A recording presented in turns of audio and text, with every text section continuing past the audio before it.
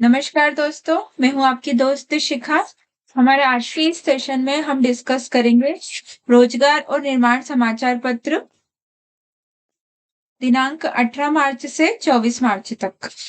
तो हमारी पहली खबर है 18वें लोकसभा चुनाव की तारीखों की हुई घोषणा। जो 2024 में लोकसभा चुनाव होने वाले हैं, उनकी घोषणा हो चुकी है और घोषणा होते ही आचार संहिता लग चुकी है। भारत निर्वाचन आयोग ने 18वें लोकसभा चुनाव की तारीखों की घोषणा कर दी है। मुख्य चुनाव आयुक्त श्री राजीव कुमार, आयुक्त श्री ज्ञानेश कुमार और आयुक्त सुखबीर सिंह संधू ने चुनाव की जानकारी दी है। श्री राजीव कुमार ने बताया कि 28 राज्यों सहित 8 केंद्र शासित प्रदेशों की 543 सीटों के लिए मतदान 7 चरणों में होंगे। पहले चरण के लिए 19 अप्रैल को और अंतिम चरण के लिए 1 जून को मतदान होगा। कुल 7 चरणों में मतदान होगा भारत में, जिसमें पहले चरण में 19 अप्रैल को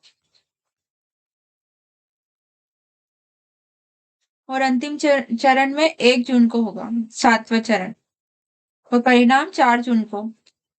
और ये प्रक्रिया टोटल चलेगी 46 दिन तक। प्रक्रिया 46 दिनों तक चलेगी।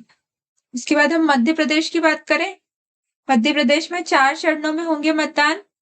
मध्य प्रदेश के मुख्य निर्वाचन पदाधिकारी श्री अनुपम राजन ने बताया कि प्रदेश की 29 लोकसभा सीटों के लिए 4 चरणों में मतदान होंगे। पहले चरण में 19 अप्रैल को और अंतिम चरण में 13 मई को मतदान होगा। 96 करोड़ से अधिक मतदाता करेंगे इसमें मत। फिर हम अगली खबर पे आते हैं। न्यायमूर्ति श्री सत्येंद्र कुमार सिंह मध्य प्रदेश के नए लोकायुक्त बने। राज्यपाल श्री मंगूभाई पटेल ने न्यायमूर्ति श्री सत्येंद्र कुमार सिंह को मध्य प्रदेश के नए लोकायुक्त पद की शपथ दिलाई। ये नाम याद रखना है, सत्येंद्र कुमार सिंह मध्य प्रदेश के नए लोकायुक्त बनाए गए हैं। अमरकंटक ताप विद्युत गृह की यूनिट 5 का सर्वश्रेष्ठ प्रदर्शन। Madhya Pradesh power generating company ने अमरकंटक ताप विद्युत गृह चचाई की 210 मेगावाट स्थापित क्षमता की यूनिट ने अपनी स्थापना के बाद सर्वश्रेष्ठ प्रदर्शन किया है। जो हमारे मध्य प्रदेश की अमरकंटक ताप विद्युत गृह है, इसकी यूनिट 5 ने सर्वश्रेष्ठ प्रदर्शन दिया है। इस विद्युत गृह ने 27 अगस्त से 14 मार्च 2024 तक 27 अगस्त 2023 से 14 मार्च 2024 तक कुल 200 दिन 200 डेज लगातार विद्युत उत्पादन करके नया रिकॉर्ड बनाया। इस यूनिट ने सतत विद्युत उत्पादन करने का कीर्तिमान अर्जित किया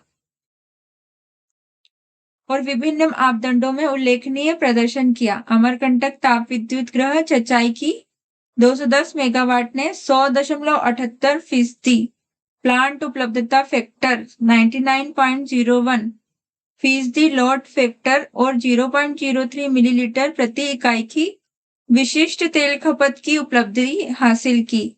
यह यूनिट वर्तमान में भी सतत विद्युत उत्पादन कर रही है। सर्वश्रेष्ठ प्रदर्शन किया है यूनिट 5 अमरकंटक ताप विद्युत गृह की।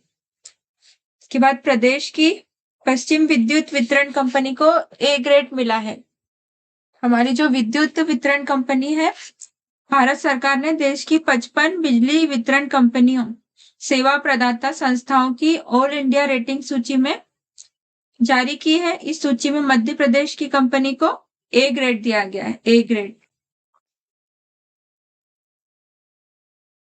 प्रलोभन और दबाव मुक्त चुनाव पर ध्यान केंद्रित। भारत निर्वाचन आयोग के मुख्य निर्वाचन आयुक्त श्री राजीव कुमार ने लोकसभा निर्वाचन 2024 के संबंध में सामान्य प्रेक्षक, पुलिस प्रेक्षक और व्यय प्रेक्षकों के साथ वीडियो कॉन्फ्रेंसिंग बैठक में आवश्यक निर्देश दिए कि चुनाव दबाव मुक्त हो। सैनिकों के प्रति सम्मान हमारा नैतिक दायित्व है। यह बात राज्यपाल श्री मंगूभाई पटेल ने राजभवन में आयोजित सम्मिलित विशेष निधि ASF के लिए विशेष सहयोग करने वालों के लिए सम्मान समारोह को संबोधित करते हुए कही है। लोकतंत्र के स्तंभ है न्यायपालिका, कार्यपालिका और विधायिका। विधायिका जो कानून बनाने का काम करती है, कार्यपालिका जो इसे लागू कराने का काम करती है, और न्यायपालिका जो न्याय करते हैं, हमारी कोर्ट्स। ये लोकतंत्र के स्तंभ है। सर्वोच्च न्यायालय के न्यायमूर्ति श्री एस.सी. शर्मा ने कहा कि मध्य प्रदेश में न्यायालयों में लंबित प्रकरणों के निराकरण में उल्लेखनीय कार्य हुआ है। इसके साथ ही न्यायालय भवनों के निर्माण का कार्य भी मध्य प्रदेश में तेजी से हुआ है। उन्होंने कहा कि अत्याधुनिक तकनीक का उपयोग किया जाना चाहिए, इससे लोगों को समय पर न्याय मिल सके। इसके साथ ही न्यायालयीन दस्तावेजों का कंप्यूटराइजेशन भी होना चाहिए। मध्य प्रदेश उच्च न्यायालय के मुख्य न्यायाधीश श्री रवि मालीमत ने कहा कि मध्य प्रदेश में न्यायालयीन प्रकरणों के निराकरण में तेजी आई है।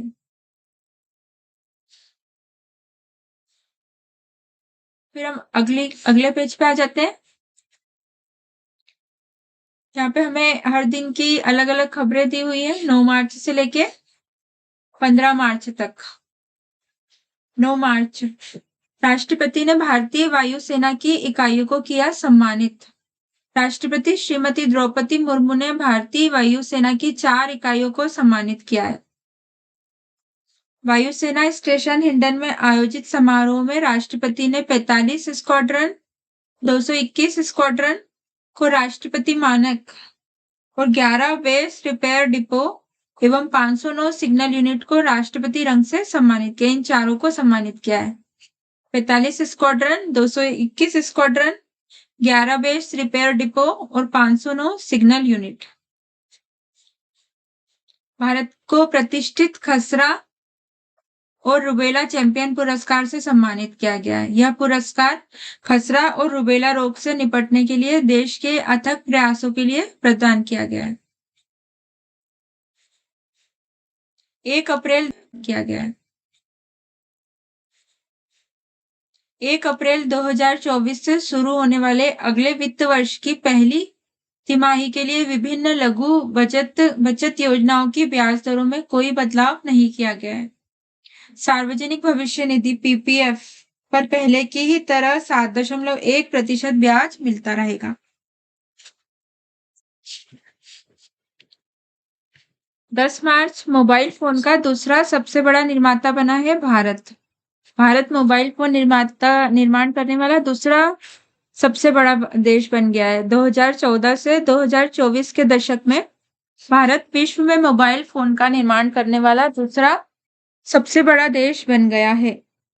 India cellular and electronics association के अनुसार वर्ष 2014 में इस क्षेत्र में 78% आयात होता था और अब इसमें 97% आत्मनिर्भरता आ गई है। पहले हम बाहर से फोन मंगा रहे थे पर अब हम आत्मनिर्भर होते जा रहे हैं। फिर अगली खबर, 1 अप्रैल 2024 से शुरू होने वाले अगले वित्त वर्ष की पहली तिमाही के लिए विभिन्न लघु बचत योजनाओं की ब्याज दरों में कोई बदलाव नहीं किया गया है। 11 मार्च, कोल इंडिया और आरआरबी यूएनएल के बीच हुआ समझौता। कोल इंडिया लिमिटेड सीआईएल ने राजस्थान राज्य विद्युत उत्पादन निगम लिमिटेड आरआरवीयूएनएल के साथ एक समझौता किया है। यह समझौता 4100 मेगावाट क्षमता की बिजली परियोजनाओं के क्रियान्वयन के लिए किया गया है। नेशनल मेडिकल कमीशन कॉलेजों के निरीक्षण और सीटों की मान्यता के लिए नया पोर्टल शुरू करेगा। पोर्टल पर कॉलेजों को इंफ्रास्ट्रक्चर, शिक्षकों की संख्या, लैब आदि की जानकारी देना होगी। नेशनल मेडिकल कमीशन ने जो मेडिकल कॉलेज है उनके निरीक्षण के लिए एक पोर्टल शुरू कर दिया।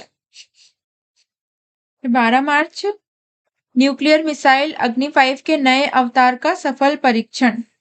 स्वदेशी तकनीक से तैयार 5000 किलोमीटर रेंज की न्यूक्लियर बैलिस्टिक मिसाइल अग्नि 5 के नवीन अवतार का डीआरडीओ ने सफल परीक्षण किया है। अग्नि 5 की नए अवतार का सफल परीक्षण डीआरडीओ ने किया है। इस मिसाइल को स्वदेशी multiple independently targetable re entry vehicle MIRV तकनीक से लैस किया गया है। इस तकनीक के तहत यह मिसाइल एक साथ कई टारगेट पर सटीक परमाणु हमला कर सकती है। इस मिसाइल को दिव्यास्त्र नाम दिया गया है। ज्ञात रहे कि अग्नि 5 का पहला मिशन परीक्षण 2012 में किया गया था। पहली 2012 में लॉन्च की गई थी और इसका अवतार कब सफल परीक्षण हुआ है? 24 में। इंडोनेशिया की सुमात्रा द्वीप पर आई है बाढ़ और भूस्खलन से करीब 26 लोगों की मौत हो गई है। भारतीय अंतरिक्ष अनुसंधान संगठन इसरो की मौसम अवलोकन उपग्रह इनसेट 3DS ने तस्वीरें खींचने का काम शुरू कर दिया है। इसरो ने इनसेट 3DS के पेलोड 6 चैनल इमेजर और 19 चैनल साउंडर द्वारा खींची गई तस्वीरों के पहले सेट को जारी कर दिया गया। 13 मार्च आधार कार्ड फ्री में अपडेट कराने की तारीखें बढ़ी। Unique identification authority of India ने आधार कार्ड में फ्री अपडेट करने की तारीखें बढ़ा दी हैं। अब कार्ड 14 जून 2024 तक अपडेट करवा सकते हैं। रूस का सैन्य मालवाहक जहाज इल्यूसिन IL-76 हादसे का शिकार हो गया है। हादसे के वक्त इस विमान में यूक्रेनी युद्धबंदी और 6 चालक दल के सदस्य सहित 65 लोग सवार थे। हादसे का कारण विमान के इंजन में आग लग जाना बताया गया है। यह इवानोवो इलाके में दुर्घटनाग्रस्त हुआ। विमान में आग लग जाने से उसमें सवार लोगों के जिंदा जल जाने की आशंका रूस सैन्य बल ने जाहिर की है। अंतर्राष्ट्रीय स्पेस स्टेशन ISS पर 6 माह बिताने के बाद 4 देशों के अंतरिक्ष यात्री धरती पर लौट आए हैं। अंतरिक्ष पे 6 माह बिता के आए 4 देशों के अंतरिक्ष यात्री। नासा के जैसामिन मोहबुल्ली ने लौटने वाले दल का नेतृत्व किया है। नासा के जैस्मिन के अलावा दल में डेनमार्क के एंड्रियास मोगेनसन, जापान के सातोशी फुरुकावा, रूस के कॉन्स्टेंटिन बोरिसोव शामिल थे। उल्लेखनीय है कि अगस्त 23 में यह दल ISS पर पहुंचा था। पिछले सप्ताह ही इनके बदले अन्य अंतरिक्ष यात्री दल ISS पहुंच गया है। यह है और दूसरा दल पहुंच चुका है। 14 मार्च नेपाल के प्रधानमंत्री प्रचंड ने जीता विश्वास मत। नेपाल के प्रधानमंत्री पुष्प कमल दहल प्रचंड ने संसद में विश्वास मत हासिल कर लिया है। नेपाल की कम्युनिस्ट पार्टी के नेता प्रचंड को 275 सदस्यीय प्रतिनिधि सभा में 157 वोट मिले। विश्वास मत हासिल करने के लिए प्रचंड को 138 वोटों की जरूरत थी और उनको 157 वोट मिल चुके हैं। 15 मार्च नौसेना को मिला बजरंग पुल टग। भारतीय नौसेना को 25T बोलार्ड पुल टग बजरंग मिल गया है। इसे कमोडोर V प्रवीण ने लॉन्च किया। यह जहाज नौसेना के जहाजों और पनडुब्बियों को बर्सिंग, अनबर्सिंग आदि में सहायता प्रदान करेगा। यूक्रेन ने रूस के बेलगोरोड सीमा क्षेत्र पर लगभग 8 मिसाइलें दागी है। स्थानीय अधिकारियों के अनुसार इस हमले में 2 नागरिकों की मौत हो गई और 12 नागरिक घायल हुए हैं। सरकार ने दिव्यांगों के लिए छात्रवृत्ति सहित अन्य सभी सरकारी योजनाओं का लाभ लेने के लिए आधार पहचान अनिवार्य कर दिया है। दिव्यांगों के लिए भी आधार को अनिवार्य कर दिया गया है। सूचना एवं प्रसारण मंत्रालय MIB ने श्रवण और दृष्टिबाधित दिव्यांगजनों के लिए सिनेमाघरों में फीचर फिल्मों के सार्वजनिक प्रदर्शन के दौरान सुलभता संबंधी मानकों से जुड़े दिशा निर्देश जारी किए हैं। प्रयास है कि देश का हर व्यक्ति सशक्त हो, एक समावेशी समाज का निर्माण हो, समानता एवं सहयोग की भावना से समाज में सद्भाव बढ़े और सभी एकजुट होकर आगे बढ़े। सिनेमाघरों के लिए सुलभता संबंधी मानकों की अनिवार्यता को मान्यता दी गई है। फिर हम अगले पेज पे आ जाते हैं। इसमें संपादकीय दिया गया है लोकतंत्र के महापर्व का शंखनाद और चुनाव के महत्व पे ये लेख दिया गया है, तो ये आप लोग पढ़ लेंगे दोस्तों। वायुमंडल में मीथेन और CO2 सहित वाष्प रूप में पानी के होने के मिले संकेत। ये भी आप पढ़ लेंगे, मैं आपको इसकी पीडीएफ अवेलेबल करवा दूंगी। ऐतिहासिक दृष्टि से महत्वपूर्ण है अर्ध सैनिक बल असम राइफल्स। असम राइफल्स स्थापना दिवस 24 मार्च को मनाया गया और ये ऐतिहासिक दृष्टि से महत्वपूर्ण है।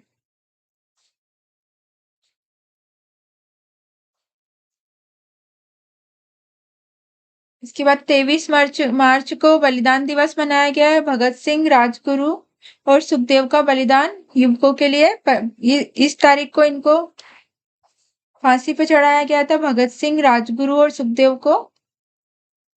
इसलिए इस दिन बलिदान दिवस मनाया जाता है। ये युवकों के लिए प्रेरणा है। इस पे ये लेख दिया गया है जिसमें पूरी डिटेल दी गई है तीनों की, तो ये भी आप पढ़ लेंगे। फिर हम अगले पेज पे आ जाते हैं। ऐतिहासिक और कलात्मक सांस्कृतिक विरासत है कठपुतली। 21 मार्च को कठपुतली दिवस, 23 मार्च को बलिदान दिवस। समाज में कला का स्थान अत्यंत महत्वपूर्ण है। कला न केवल मनोरंजन का साधन होती है, बल्कि वह हमें हमारी संस्कृति, ऐतिहासिक विरासत और विभिन्न पहलुओं से भी अवगत कराती है। विश्व में कई प्राचीन और सांस्कृतिक कलाएं आज भी उतनी ही प्रासंगिक है जिस प्रकार से ये कठपुतली वाली है। आपने भी देखा होगा कई कई जगहों पर ये कठपुतली नृत्य, ये काफी रोचक लगता है। इसके बारे में पूरी डिटेल है इसमें। इसके बाद श्री अन्न मिलेट्स, जैसा कि मेंस में भी पीएससी का जो मेंस है उसमें ये टॉपिक दिया गया है श्री अन्न का, मिलेट्स। इसके बारे में डिटेल दी गई है पूरी। श्री अन्न अनाज का एक समूह है जिसे घास परिवार भी कहा जाता है। इसमें जो मोटे अनाज होते हैं वो आते हैं जो इजीली डाइजेस्ट हो जाते हैं। यह 7000 से अधिक वर्षों से उप सहारा अफ्रीका और एशिया में लोगों का पारंपरिक भोजन स्रोत रहा है। वर्तमान में इसे लगभग दुनिया भर में उगाया जाता है। इन्हें प्राचीन अनाज माना जाता है जो मनुष्यों, पशुओं और पक्षियों के भोजन के रूप में उपयोगी है। भारत विश्व में श्री अन्न का अग्रणी उत्पादक है। फिर ये श्री अन्न के प्रकार बताए गए हैं। इसमें कौन कौन से आ रहे हैं? ज्वार, बाजरा, रागी, कोदो कुटकी, सांवा, छोटी कंगनी, ये सभी इसके अंतर्गत आ रहे हैं दोस्तों। फिर हम अगले पेज पे आ जाते हैं। इसमें हमको अंतरराष्ट्रीय खबरें दी गई है।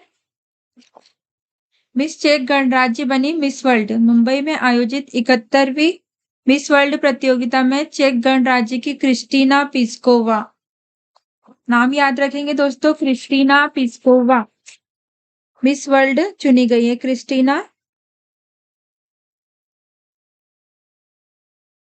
पिस्कोवा, ये चेक गणराज्य देश की है और इनको मिस वर्ल्ड चुना गया है।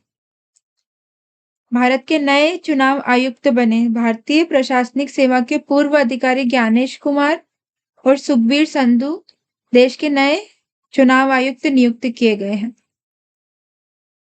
लक्षद्वीप के मिनिकॉय में नौसेना का नया बेस। भारतीय नौसेना ने लक्षद्वीप के मिनिकॉय द्वीप पर आईएनएस जटायु को तैनात किया है। नौसेना के प्रमुख एडमिरल आर हरि कुमार ने इस नौसेना में कमीशन किया।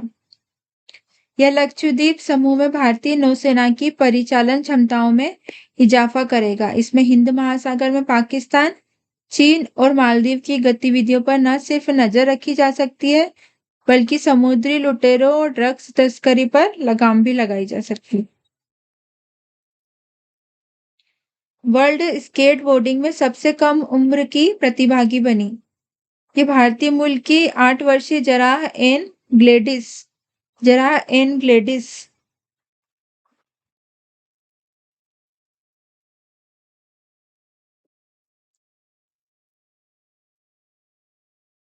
दुबई में आयोजित वर्ल्ड स्केट बोर्डिंग टूर 2024 में सबसे कम उम्र की प्रतियोगी बन गई है। भारतवंशी पत्रकार को मिला वर्जीनिया की सीनेट में सम्मान। अमेरिका के वर्जीनिया प्रांत की सीनेट ने पत्रकारिता और विदेश नीति के प्रति समर्पण के लिए भारतीय मूल के पत्रकार टी विष्णुदत्त जयरामन को सम्मानित किया है। थाईलैंड की पूर्व प्रधानमंत्री को सुप्रीम कोर्ट ने किया आरोपों से बरी। थाईलैंड के सुप्रीम कोर्ट ने निर्वासन में रह रही देश की पूर्व प्रधानमंत्री यिंगलक सिनवात्रा को भ्रष्टाचार के एक मामले में बरी कर दिया है। पाकिस्तान के राष्ट्रपति बने पाकिस्तान पीपुल्स पार्टी पीपीपी के सह अध्यक्ष आसिफ अली जरदारी पाकिस्तान के 14वें राष्ट्रपति बन गए हैं। आसिफ अली जरदारी पाकिस्तान के राष्ट्रपति बने। ब्लूमबर्ग सूची में बने दुनिया के सबसे अमीर व्यक्ति। अमेरिका की दिग्गज टेक कंपनी अमेजोन के संस्थापक जेफ बेजोस दुनिया के सबसे अमीर व्यक्ति बन गए। Jeff Bezos. पाकिस्तान के पंजाब प्रांत के पहले सिख मंत्री बने। पाकिस्तान के पंजाब प्रांत में सिख नेता रमेश सिंह अरोड़ा को मंत्री बनाया गया है। रमेश सिंह अरोड़ा पाकिस्तान मुस्लिम लीग नवाज पार्टी के नेता हैं और नारोवाल विधानसभा क्षेत्र से विधायक हैं। इसरो 2 चरणों में करेगा लॉन्च। भारतीय अंतरिक्ष अनुसंधान संगठन इसरो ने चंद्रयान 3 की सफलता के बाद अब अगले मून मिशन चंद्रयान 4 की तैयारी शुरू कर दी है। इसरो ने कहा कि मिशन चंद्रयान 4 अपने पूर्ववर्ती मिशन अनुसार एक ही चरण में न होकर 2 अलग-अलग चरणों में होगा। चंद्रयान 4 गर्भपात का अधिकार देने वाला पहला देश बना। महिलाओं को गर्भपात का संवैधानिक अधिकार देने वाला फ्रांस दुनिया का पहला देश बन गया है जिसने महिलाओं को गर्भपात का अधिकार दे दिया है। नाव से लगाया दुनिया का चक्कर। अमेरिका की 29 वर्षीय महिला सेलर कोल ब्राउर ने अकेले ही नाव से बिना रुके पूरी दुनिया का चक्कर लगाया है। यह करिश्मा करने वाली कोल पहली अमेरिकी महिला बन गई है। भारतीय नौसेना में हुआ शामिल। भारतीय नौसेना में अमेरिका से मिले बहुउद्देशीय हेलीकॉप्टर MH-60 सीहॉक रोमियो की पहली स्क्वाड्रन को अपने बेड़े में शामिल कर लिया है। केरल के स्कूल में पढ़ाएगी AI शिक्षिका। एक रोबोट शिक्षिका ये केरल के स्कूल में पढ़ाएंगी। केरल के एक स्कूल में आइरिस नामक एक रोबोट शिक्षिका बच्चों को पढ़ाएगी। भारतीय पैरालंपिक समिति के अध्यक्ष चुने गए। भारत के पूर्व पैरा भाला फेंक खिलाड़ी देवेंद्र झाझरिया को भारतीय पैरालंपिक समिति के नए अध्यक्ष चुन लिया गया है।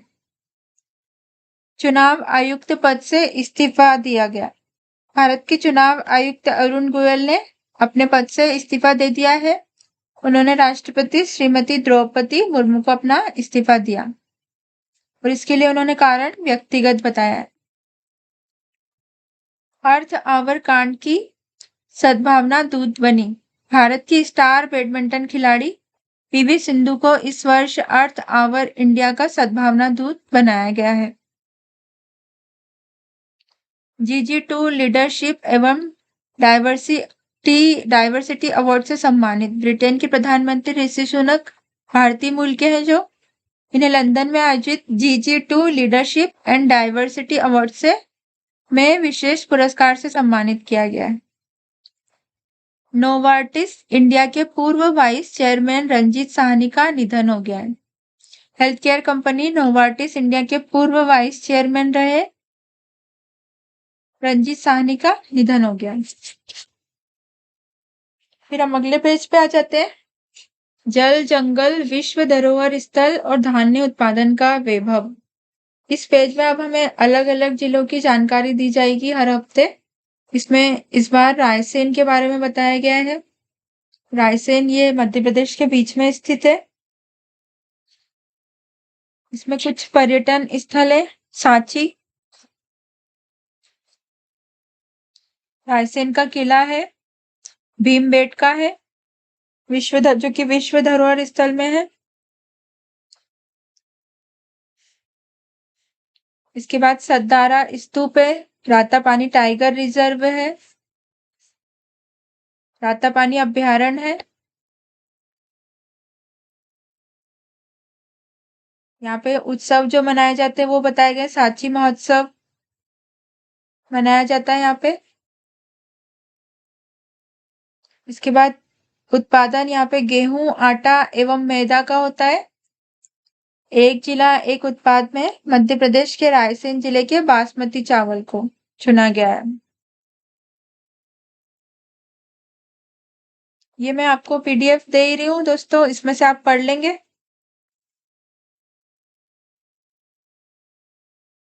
फिर हम अगले पेज पे आ जाते हैं।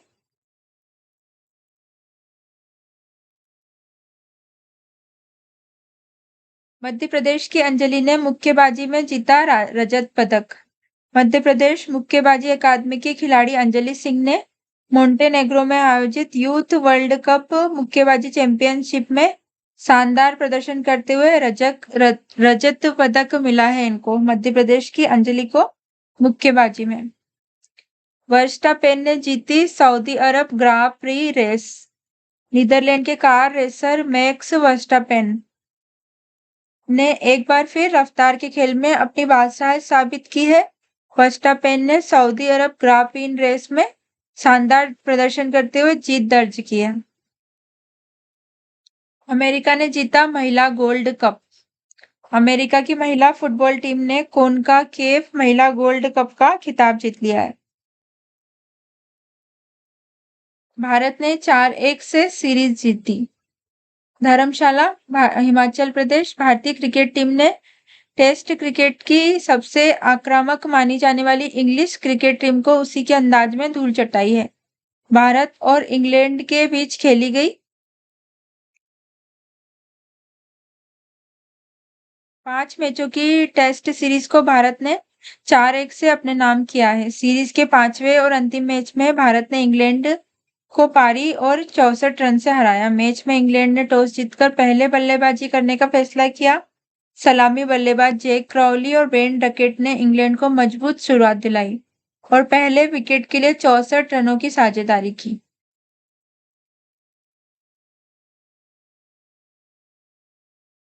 टेस्ट सीरीज जीतने के साथ ही भारतीय टेस्ट रैंकिंग में नंबर 1 आ गई है।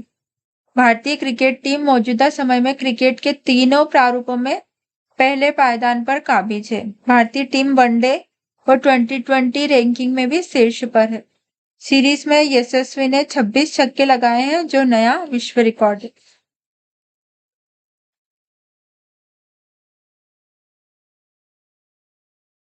ओलंपिक ट्रायल्स में हारे बजरंग और रवि दाहिया। टोक्यो ओलंपिक के रजत पदक विजेता रवि कुमार दाहिया और कांस्य पदक विजेता बजरंग पुनिया पेरिस ओलंपिक की दौड़ से बाहर हो गए और ये हार गए वहां पर।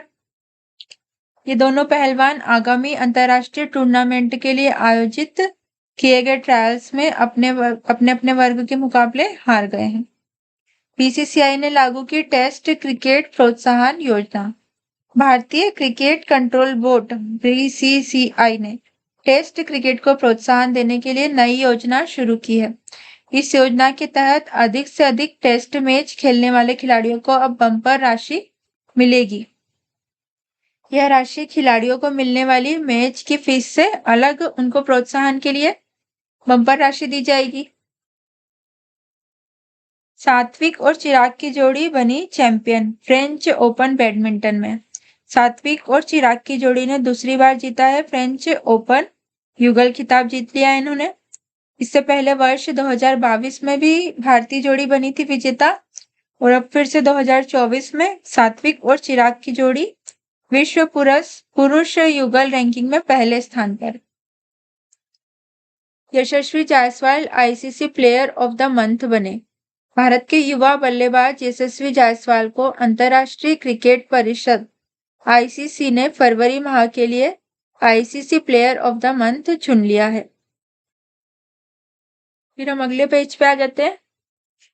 राष्ट्रपति Shrimati Draupadi Murmu doctor of civil law की मानद उपाधि से इन्हें सम्मानित किया गया है।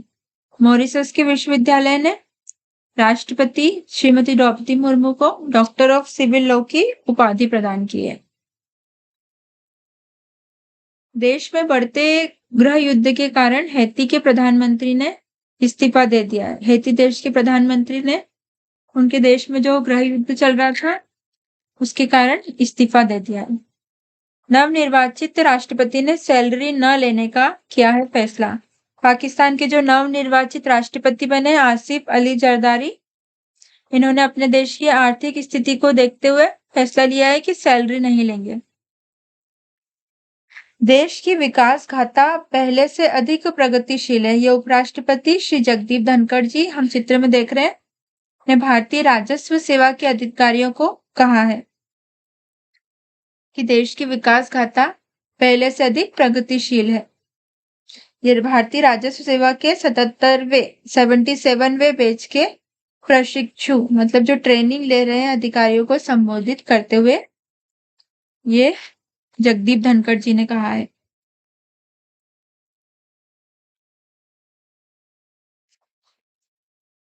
बाइडेन की याददाश्त आधारित रिपोर्ट कांग्रेस समिति को सौंपी।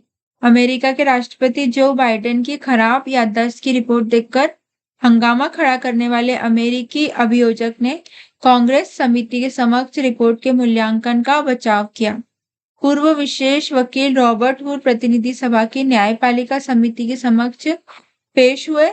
यह बाइडेन के खिलाफ महाभियोग जांच करने वाली समिति में से एक है।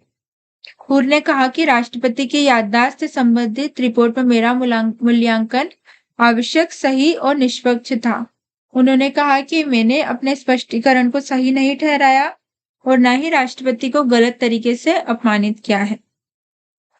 मैंने सिर्फ अपने निर्णय और कारणों से अटॉर्नी जनरल को अवगत कराया है। 1912 में डूबे टाइटैनिक जहाज की तर्ज पर क्रूज शिप तैयार करने की एक योजना बनी है। 14 अप्रैल को डूब गया था टाइटैनिक। 10 अप्रैल 1912 को अपने समय का सबसे बड़ा जहाज टाइटैनिक अपने पहले और आखिरी सफर पर निकला था और 14 अप्रैल को डूब गया था। इसका निर्माण 1909 में शुरू हुआ था।